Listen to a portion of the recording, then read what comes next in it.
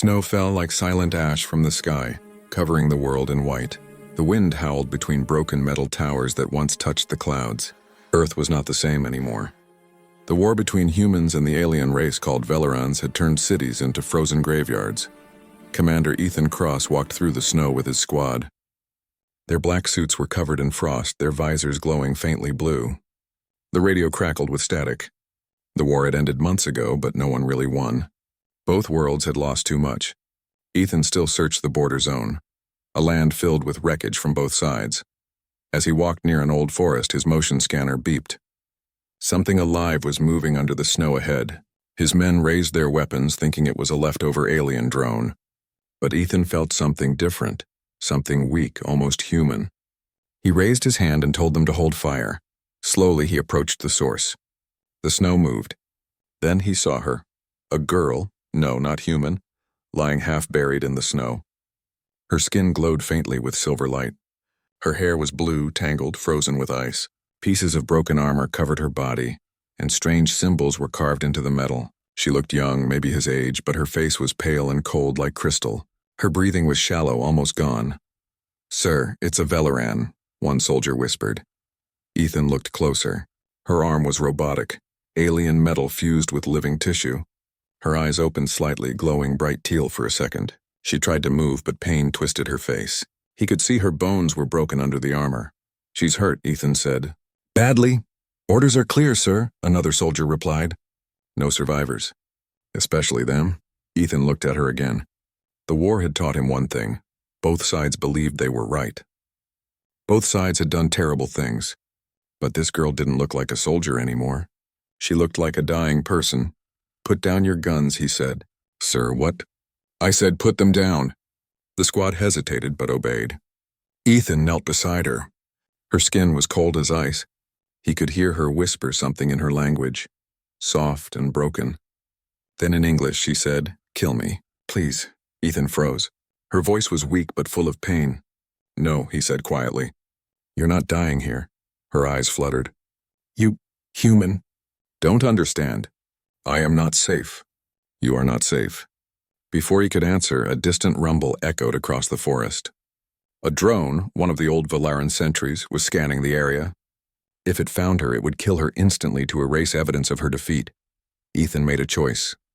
He lifted the girl into his arms. She was light, almost weightless, her body trembling from cold. His team looked shocked. "Sir, if command finds out, then they'll court-martial me later," Ethan said. "Right now we move." The squad followed him reluctantly as he carried her through the snow. The wind grew stronger and the trees moaned like ghosts. Her head rested against his chest, and for a moment, Ethan thought he heard her heartbeat. Soft, mechanical, and faintly musical. They reached an old human outpost half buried under snow. Inside it was dark and freezing. Ethan laid her down on a table and began removing broken armor pieces. Underneath, her wounds were strange. Bones of silver, veins glowing faintly blue. He tried to clean her injuries, but the wounds began to close on their own, like her body was trying to heal using alien energy. Still, she was too weak.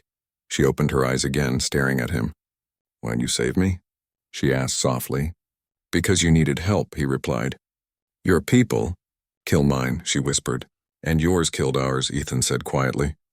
"But that's not who we are right now." Tears mixed with melting snow on her cheeks. "I don't want war again," she said. "Then maybe we can stop it," Ethan said, though he didn't believe it himself. Outside, the storm howled. Inside, two enemies sat in silence, one human, one alien, both survivors of a war no one wanted. Suddenly, the scanner on Ethan's wrist beeped again. A red light flashed. He turned to the window. In the distance, something massive was moving, a Veleran patrol ship scanning for survivors. He looked back at her. "If they find you, they'll kill us both." She tried to sit up but fell weakly back. "They must not see me. My people will destroy you." "Then we hide," he said firmly. He moved quickly, covering the windows, shutting off the power, and wrapping her in a thermal blanket. She watched him with confused eyes. No human had ever protected her before. When he finished, he sat beside her.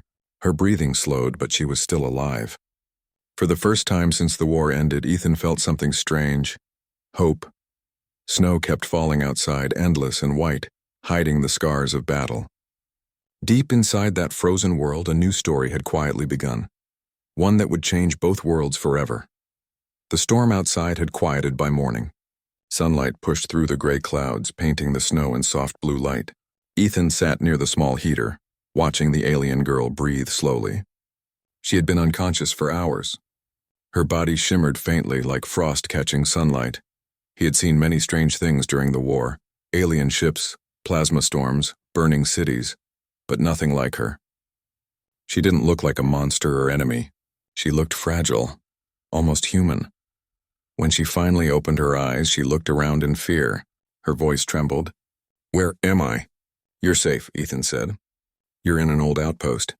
I brought you here after finding you in the snow." Her eyes glowed faintly, bright as stars. "You should not have done that. My people will come." "I'll take that risk," Ethan said softly.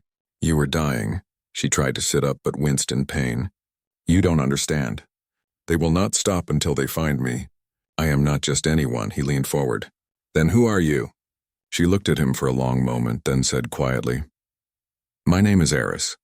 I was part of the Valaran royal fleet. A scientist, not a warrior. I carried something my people want back." Ethan frowned. "A weapon?" She shook her head weakly. "No, something far more dangerous: life." Her words confused him. Before he could ask more, the scanner on his wrist beeped again. Something was moving nearby, small, fast, maybe a drone. He turned off the light and looked through a crack in the window. A silver sphere hovered outside, scanning the snow. Ethan grabbed his rifle. Eris touched his arm. "No, if you fire, they will find us both." He lowered the gun slowly. They waited in silence until the drone drifted away into the fog. Only when the sound faded did she speak again. "My ship crashed far from here," she said quietly. "I was trying to end the war. I had proof that both sides were being controlled, manipulated by a third power. But before I could send the message, my own fleet attacked me." "Your people tried to kill you?" Ethan asked. "Yes, because I learned the truth." Ethan's chest tightened. He had lost hundreds of men in the war. If what she said was true, then everything and all the pain, all the blood, and had been for nothing. "What kind of truth?" he asked. "There is someone who profits from war," she said. "A species older than both our worlds. They live in the void between systems. They whisper through machines, feed on chaos. They call themselves the architects." Ethan's mind raced. He had heard rumors, ghost stories from soldiers who saw things they couldn't explain. Ships that disappeared without trace, cities that burned without being hit. Eris looked weak again. "They are watching both our races. If they find out I survived, they will come." "Then we need to get you out of here," Ethan said. "There's a human base 50 miles north." "We can—" "No," she said firmly. "Humans will kill me on sight, and my people will destroy your base if they detect my signal. We cannot go anywhere near them." Ethan stood silently. He felt trapped between duty and conscience. Outside, the world looked peaceful. Quiet snow, gentle light. But under that calm was danger. Eris suddenly gasped, clutching her chest. Her body shimmered with bright blue light, pulsing through her veins. Ethan rushed to her side. "What's happening?" She struggled to breathe. "The life I told you about. It's inside me, growing, faster than I expected." He froze. "Inside you?" Her eyes met his. "It's not mine alone," she whispered. "It carries your world. And mine." Ethan didn't understand at first. "You mean a child?" She nodded weakly. "Half human, half Valaran, the first of its kind." Ethan stepped back, his mind spinning. "That's not possible." "It is," she said softly. "When you touched me in the snow, my body was dying. My system connected with yours, used your life force to heal. The bond created something new, something living." He stared at her, speechless. Eris looked at him with fear and sadness. "If my people find out, they will destroy it. They believe such a child will break the balance of our worlds." Ethan swallowed hard. "Then we protect it. Whatever it takes." She smiled faintly, tears in her glowing eyes. "You don't even know me. Why would you risk your life?" "Because I've already seen enough death," he said. "If there's something pure left, something that could unite both worlds, it deserves to live." The heater flickered as the power core weakened. Outside, the storm began again, stronger this time. The wind howled through the broken trees. Ethan checked his gear and loaded his weapon. "We move at first light," he said. "Somewhere safe. Somewhere they won't find you." Eris closed her eyes, her breathing calmer now. "You are strange, human. You fight with heart, not logic. That is why the universe fears your kind." Ethan looked out the window. The white world stretched endlessly ahead, beautiful and deadly. He didn't know what waited for them out there, but for the first time in years he had a reason to keep fighting. He looked back at the sleeping alien girl and whispered, "We'll find a way, Aris, I promise." Snow fell again, hiding their tracks, 2 lives bound by fate, carrying the fragile hope of 2 dying worlds. By the next morning, the snowstorm had finally passed. The world outside was calm again, but the silence didn't feel peaceful. It felt like something was watching. Ethan packed what little food and fuel they had left. Eris sat near the door, still weak, her glowing eyes following his every move. "You really think we can make it out there?" she asked softly. Ethan nodded. "If we stay here, they'll find us. If we move, at least we have a chance." Her hand touched her chest where the faint blue glow pulsed beneath her skin. "I can feel them searching. My people use energy signals to track us. The child inside me, it gives off a light they can sense." "Then we move fast and quiet," Ethan said. "We'll head north through the frozen valley. There's a cave network. Scanners won't reach us there." Eris looked at him with doubt. "You speak as if you have done this before." He smiled faintly. "Hiding? Yeah, I've had practice. They left before sunrise." The snow crunched under their boots as the pale blue dawn spread across the sky. The forest was still, every branch heavy with frost. Ethan carried his rifle and a small pack. Eris walked slowly beside him, wrapped in his spare coat, her silver armor hidden underneath. As they moved deeper into the valley, Ethan noticed something strange. The trees seemed burnt, their bark blackened as if from fire. The air felt charged, electric. "What happened here?" he asked. Eris lowered her eyes. "My people tested weapons in this region. We tried to end the war quickly, but the blast destroyed everything. Even the air became poison. I was part of the team that created it." Ethan stopped walking. "You made this?" Her voice trembled. "I didn't know what it would do. I was told it would end bloodshed, save lives. But instead it burned half a continent." He looked around at the empty forest, lifeless, silent. For a long moment neither spoke. Then Ethan said quietly, "We all did things we regret." They walked on. Hours passed. The wind picked up again, biting through their clothes. Eris stumbled a few times. Ethan caught her each time. Her skin felt cold, but her eyes still glowed faintly like stars behind glass. Suddenly, the scanner on Ethan's wrist blinked red. Movement. He raised his hand, signaling her to stop. They crouched behind a fallen tree. Far ahead, through the mist, shapes moved. Tall, thin machines gliding over the snow. Velaran hunters. Their bodies were black metal with glowing symbols, and they made no sound. Aris whispered, "They are sentinels. They kill anything that moves." Ethan's heart raced. He counted 3 of them, maybe more. They were sweeping the valley in a line, searching. "Stay down," he whispered. They hid beneath the broken tree as the sentinels passed nearby.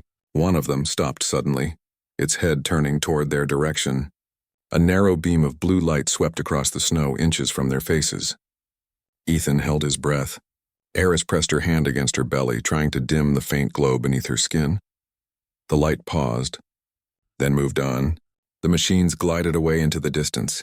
Only when they were gone did Ethan exhale. Eris's hands were shaking. "They almost saw us," she said. "Almost," Ethan replied, standing up. "Let's keep moving before they circle back." They walked until night. The sky turned purple, then black, filled with cold stars. They finally found a small cave hidden behind a frozen waterfall. Inside, Ethan started a small fire with a thermal stick. Eris sat near it, her face soft in the warm light. "You risked your life for me again," she said quietly. He shrugged. "Guess I'm making a habit of it." Her lips curved into a faint smile. "Humans are strange. You destroy, yet you protect. You kill, yet you save." He looked into the fire. "Maybe that's what makes us human." Silence filled the cave for a while, broken only by the sound of crackling flames. Then Eris spoke again, her voice low. "Ethan, what will you do when your people find out about me?" He stared at the fire. "I don't know. But I do know they won't understand. They will fear me," she said softly. "They always do." "Then they'll have to go through me first," he said. She looked at him, surprised by his words. For a moment she saw not a soldier but a protector, someone willing to stand against the universe for a life that wasn't even his. Her eyes softened. "You remind me of someone," she whispered. "A Velaran guardian I once knew. He died protecting me." "I'm not planning to die," Ethan said. "Not until I see this through." As the night deepened, Eris rested her head on his shoulder. The warmth from the fire reflected on her silver skin. Ethan stayed awake, watching the snow fall outside the cave. He could feel the weight of everything: the girl beside him, the unborn life she carried, and the unknown future that waited for them both. Somewhere far in the distance, lightning flashed in the clouds, silent, blue, unnatural. Eris opened her eyes. "They are coming," she whispered. "Not my people. Something worse." Ethan tightened his grip on his rifle. "Then we'll be ready." The cave filled with the sound of the wind, like distant whispers calling through the night. The peace they found was only a moment, before the storm returned again. The night felt endless. The wind outside the cave howled like a living thing, carrying strange echoes that didn't belong to the world. Ethan sat by the dying fire, staring at the mouth of the cave. He could feel it. Something was out there watching. Eris stirred in her sleep, her breathing uneven. The faint blue light under her skin pulsed faster than before. Ethan touched her shoulder gently. "Hey, are you all right?" Her eyes opened slowly, glowing brighter than before. "They are close," she whispered. "Not Valarans. Not humans. The architects have found us," Ethan frowned. "I thought they were just a story." "They are real," she said weakly. "They live between the stars. They do not come to fight them, they come to take." "Take what?" "Life," she said. "They harvest energy from living beings. They feed on fear, on chaos, on war. That's why they started the conflict between our worlds." Ethan's stomach twisted. "You mean all the death, all the battles, it was just to feed them?" Eris nodded, her eyes full of sorrow. "Yes, and now they want what I carry. The child is beyond their design, a mix of two species that were never meant to unite. They fear it, because it could end their control." Ethan stood up, his jaw tight. "Then we protect it. No matter what." The wind suddenly stopped. The silence was sharp, unnatural. Ethan reached for his rifle. The fire dimmed, flickering as if the air itself was being pulled away. Then he heard it. A deep humming sound, low and metallic, echoing through the valley. The walls of the cave trembled. Light spilled in from outside, not white or blue, but a strange shifting color, like oil and lightning mixed together. Eris's face went pale. "They are here." Ethan ran to the entrance and looked out. Floating above the valley was a dark sphere, enormous and smooth, with hundreds of glowing veins pulsing across its surface. It wasn't a ship. It was alive. He whispered, "What is that thing?" "It's an architect construct," Eris said, trembling. "It can bend matter, time, even thoughts." Ethan felt a pressure in his head, like something crawling through his mind. A whisper echoed inside his thoughts, a voice without sound. "You are not meant to protect her, human. She belongs to us." He gritted his teeth, shaking his head. "Get out of my head!" Eris cried out, clutching her temples. "They're trying to pull me in." "Ethan, help me!" He ran to her and grabbed her hands. Her skin burned with cold light, her eyes wild with pain. "Stay with me!" He shouted. The cave shook. Rocks fell from the ceiling. A beam of twisted light sliced through the entrance, melting the snow into steam. Ethan fired his rifle at it. The bullets vanished before touching the light. "They can't be harmed by weapons," Eris gasped. "They exist partly outside this world." "Then how do we stop them?" She looked at him with desperate eyes. "Through me. My energy core, it connects to them. If I overload it, it will destroy their link here." But Ethan could see fear in her face. "But what?" "It will kill me." He stared at her, heart pounding. "No, there has to be another way." "There isn't," she said, tears glowing like small stars. "If they take me, they take the child. If they take the child, both worlds will fall." The cave shook harder. The light grew brighter. Ethan could barely see her now, only the glow around her shape. "Ethan," she said softly, "you gave me a reason to believe life could exist without war. Let me save that life now." He shook his head. "I won't let you die for me." "You won't be saving me," she whispered. "You'll be saving everything." Before he could stop her, she stood and stepped toward the light. Energy rippled around her body, silver and blue mixing into a storm. Ethan shouted her name, but the sound was lost in the roar. Her body lifted off the ground, her arms spread wide. The glowing veins under her skin turned white-hot. The sphere outside pulsed violently as if screaming.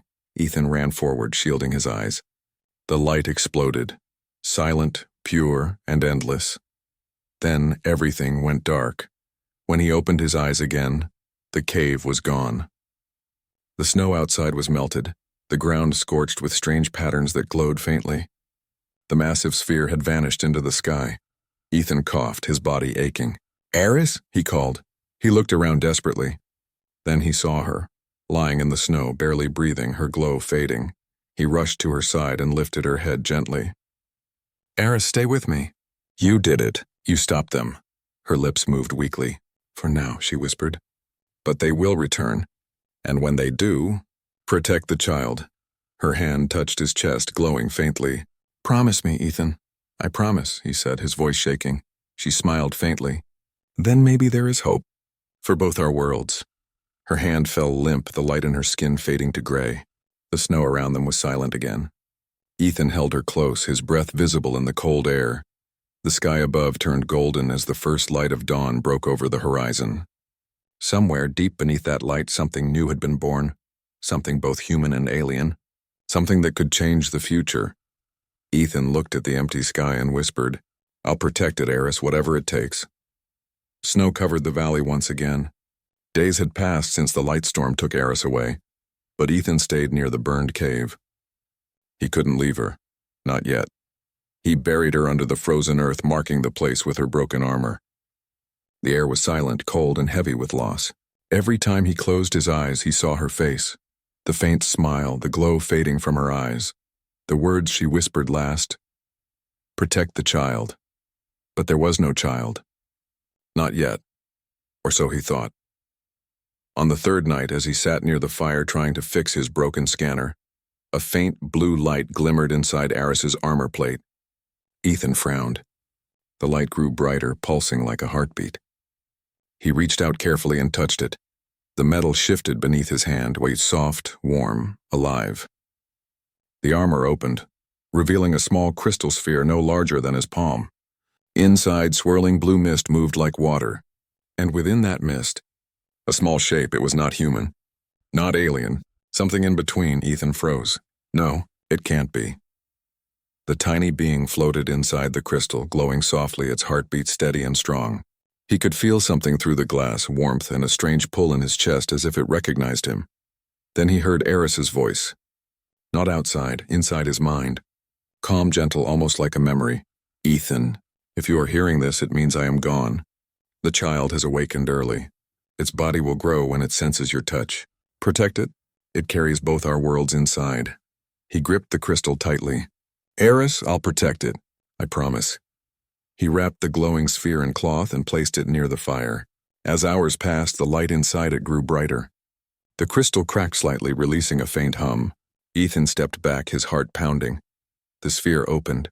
A small form rose from the mist, and a child no larger than a newborn, covered in silver blue light. It breathed softly, its eyes glowing faint teal like Eris's. Tiny fingers reached out toward him. He didn't know what to do. He had fought battles, commanded troops, faced monsters, but never this. Carefully, he lifted the child in his hands. It felt weightless, fragile, warm. The child looked at him and smiled. For the first time since the war began, Ethan felt peace. But peace didn't last long. His scanner beeped again, and a red signal flashing on the screen. Someone was coming. He hid the child inside his coat and ran outside. In the distance, shapes moved, human soldiers. They were searching the area, scanning for radiation signatures. Ethan's chest tightened. If they found the child, they would take it away. Or worse, destroy it. To them, it was alien technology. A threat. He turned and started running through the snow, his boots sinking deep into the ice. The child glowed faintly, lighting the path ahead. Shots echoed behind him. Energy bolts cut through the air, burning trees and snow. He didn't look back. He just ran. He reached the ridge overlooking the frozen river. The drop was high, but it was his only chance. He jumped. The cold wind bit his face as he crashed into the snow below. Pain shot through his leg, but he kept moving. The child in his arms began to glow brighter. He looked down. Its light was changing, pulsing like waves of color. Suddenly, a shimmering shield spread around them, deflecting another energy bolt that hit nearby. Ethan stared in shock. "You can do that?" The child looked up at him, eyes glowing, and he heard a soft whisper in his mind. "Safe." He almost laughed. "Yeah, safe, for now." He carried the child through the frozen forest until he found an old bunker hidden beneath the snow. Inside, he lit a small fire and wrapped the child in his coat. The warmth made it coo softly, like a human baby. He sat beside it, exhausted, his breath fogging the air. "Your mother, she saved us all," he whispered. "She gave her life for you. You're the future she believed in." The child looked at him and smiled again, and suddenly the bunker lights flickered on. Screens that hadn't worked in years glowed blue. Strange symbols appeared across the monitors. Ethan watched in awe as the child reached out its tiny hand toward one of the screens. The data on it changed, shifting into human letters. It read, "Architects returning. Prepare the merge." The child is the key. Ethan's heart stopped. The architects. They're not gone? The child tilted its head, watching him with innocent eyes. He clenched his fists. Then we're not done yet. Outside, snow fell quietly once more. But in the distance, the sky flickered with strange lights, like cracks spreading through reality itself. Ethan looked at the child, the small being that carried hope and danger in equal measure. "Looks like it's just you and me now," he said softly. He didn't know how to fight the architects or what the merge meant. But he knew one thing. Eris had trusted him with something greater than life itself, and he wasn't going to fail her.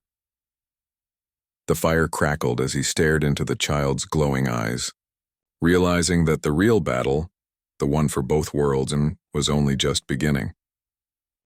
The nights grew longer. Days passed in silence. Ethan stayed inside the old bunker, hidden deep beneath the ice. Outside, the world was quiet again, but not peaceful. Strange lights sometimes flickered across the sky, colors twisting like living storms. He knew what it meant. The architects were returning. The child had grown fast. In only a few weeks, it looked like a small human boy, though its eyes still glowed faint blue, and faint silver veins shone under the skin when the light touched him. Ethan called him Lior, a name that meant light in an old language. Lior learned quickly. He didn't speak much, but when he did, his voice echoed softly, almost musical. Sometimes he looked at Ethan with eyes too old for a child, as if he remembered things from before he was born. One night, while Ethan checked the scanners, Lior spoke quietly. "They are coming soon." Ethan turned. "How do you know?" "I can feel them," Lior said. "They want to take me." Ethan knelt beside him. "I won't let them." Lior's small hand touched his chest. "You cannot stop them alone." Before Ethan could answer, the bunker lights flickered again. The air trembled. The ground vibrated as if something huge was moving below. He ran to the monitor and froze. The screen showed a massive black sphere hovering above the mountains, the same shape as before. Lightning twisted around it, splitting the clouds. But this time it wasn't alone. "There were hundreds of them," Ethan whispered. "They're here." Lior stood beside him, calm. "They seek the merge. What is that?" Ethan asked. "The architects cannot create life," Lior said softly. "They steal it. They want to merge their code with living beings and to become gods of flesh and energy. They believe if they take me, they can finally succeed." Ethan's heart pounded. "Then they'll have to go through me." Lior smiled faintly. "Mother said you would say that." The bunker shook violently. Metal screamed. Cracks split the walls. Outside, a light brighter than the sun tore through the snow. Ethan grabbed his weapon, but deep inside, he knew bullets wouldn't matter this time. He looked at Lior. "What can we do?" Lior raised his hand. A faint blue wave spread across the bunker walls, turning the metal into glowing crystal. "We don't fight with guns. We fight with truth," Ethan frowned. "What do you mean?" "The architects live through fear," Lior said. "If I show them what they fear most, unity, it will break them." "You can do that?" Lior nodded. "But I will need your help. You are my link to humanity. I am the bridge between both worlds. Together we can end them." The ground split open as a beam of dark energy pierced the ice above. Ethan shielded Lior with his body. "Tell me what to do." Lior touched his forehead. Just remember who you are and believe. The world exploded into light. Ethan found himself floating in darkness, stars all around, endless and cold. The black spheres surrounded him, whispering in countless voices. You are nothing. You cannot stop what has no beginning or end. He felt fear crawling through his bones, but then he felt warmth. He looked beside him and saw Lior, glowing like a star, his small hand holding Ethan's. Lior's voice echoed softly. Show them, Ethan, show them what it means to be human. Ethan closed his eyes and thought of everything he had lost. His soldiers, his home, Eris's smile, her sacrifice. He remembered the kindness he felt when he saved her, the hope she gave him in return. He remembered choosing compassion over hate. The light in his chest grew stronger. The architects screamed as cracks spread through their dark shells. The void shook with power. Lior raised his hand and a wave of blue and gold light burst outward, not to destroy, but to reveal. The light showed every moment of love, sacrifice, and unity that existed between humans and Valerans. Eris healing Ethan, Ethan saving her, and the birth of the child who carried both worlds. The architects began to dissolve, their voices fading into silence. When Ethan opened his eyes again, he was lying on the snow. The sky above was bright, clean, and filled with warm sunlight. The black spheres were gone. Only drifting clouds remained. He sat up, his breath catching in his throat. Lior, the boy stood nearby, surrounded by light. He smiled. They are gone now. The worlds are free. Ethan felt tears on his face. We did it, Lior nodded. No, you did. You showed them what they could never understand. What happens now? Ethan asked. I must go, Lior said softly. My energy belongs to both worlds. I will become the bridge that connects them. Ethan's voice broke. You don't have to go. You're just a child, Lior smiled again, the same soft smile Eris once had. I was never just a child. I was her gift to you, and to all life. Light surrounded him brighter and brighter until Ethan had to look away. When the light faded, Lior was gone, and in his place stood two glowing symbols carved into the snow. One human, one Valaran, joined together by a single line of light. Ethan fell to his knees, staring at it. The wind whispered gently through the trees, carrying a sound that almost felt like a voice. Thank you, Ethan. He smiled through his tears. Thank you, Eris. Thank you, Lior. The snow sparkled under the rising sun. The war was over. The worlds were quiet. And somewhere beyond the stars, a new beginning had already started. Not through power or weapons, but through the courage of a human and the love of an alien who believed in something greater. Ethan stood and looked toward the horizon. He whispered to the wind, This time we build peace, not war. Then he walked into the light, leaving behind the scars of battle, carrying only hope, the one thing no war could ever destroy.